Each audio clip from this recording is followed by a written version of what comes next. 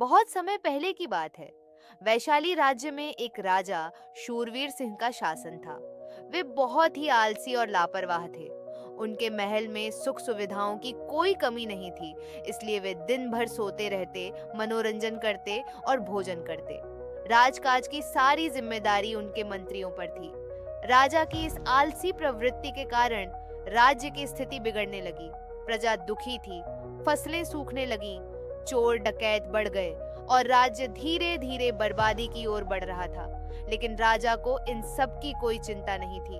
एक दिन राजा के दरबार में एक बूढ़े संत आए। वे राजा से मिलने महल पहुंचे और बोले, महाराज, यदि आपने अपना आलस्य नहीं छोड़ा तो 7 दिन के भीतर आपका राज्य नष्ट हो जाएगा। राजा यह सुनकर हंस पड़े। संत महोदय, मेरी यह राजसी जीवन शैली वर्षों से चल रही है, अब 60 दिनों में क्या बदल जाएगा? संत ने मुस्कुराते हुए कहा, अगर तुम नहीं बदले तो यह राज्य तुम्हें छोड़ देगा। इतना कहकर वे चले गए। पहले दिन महल के रसोइये ने भोजन बनाने से इनकार कर दिया। राजा ने सोचा कि कोई दूसरा रसोइया बना देगा, लेकिन कोई नहीं आया। भूख से परेशान होकर वे सो गए। दूसरे दिन सेवकों ने काम करना बंद कर दिया। राजा खुद से उठने और पानी लेने तक को तैयार नहीं थे, लेकिन मजबूरी में उन्हें करना पड़ा। तीसरे दिन सैनिकों ने महल छोड़ दिया, जिससे चोर और दुश्मनों ने हमला कर दिया।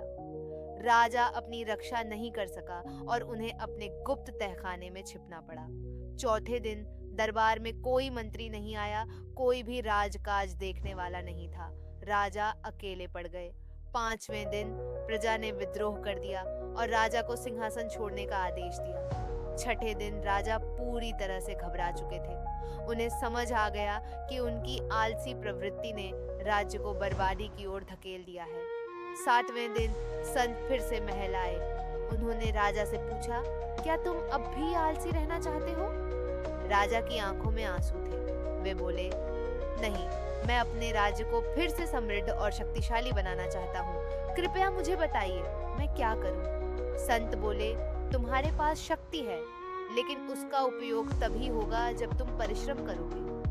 अब से हर सुबह सबसे पहले अपनी प्रजा की समस्याओं को सुनो, खेतों में जाकर किसानों की मदद करो, सेना के साथ युद्धाभ्यास करो और खुद को अनुशासन में रखो। राजा ने संत की बात मानी। उन्होंने अपने आलस्य को त्याग दिया और एक कर्मठ राजा बन गए। कुछ वर्षों में ही वैशाली राज्य फिर से एक समृद्ध राज्य बन गया। शिक्षा यह कहानी हमें सिखाती है कि आलस्य विनाश की ओर ले जाता है, लेकिन परिश्रम से हम हर कठिनाई को दूर कर सकते हैं। यदि राजा अपने आलसी स्वभाव को छोड़ सकते हैं, तो हम भी अपने जीवन में अनुशासन और मेहनत को अपना सकते हैं।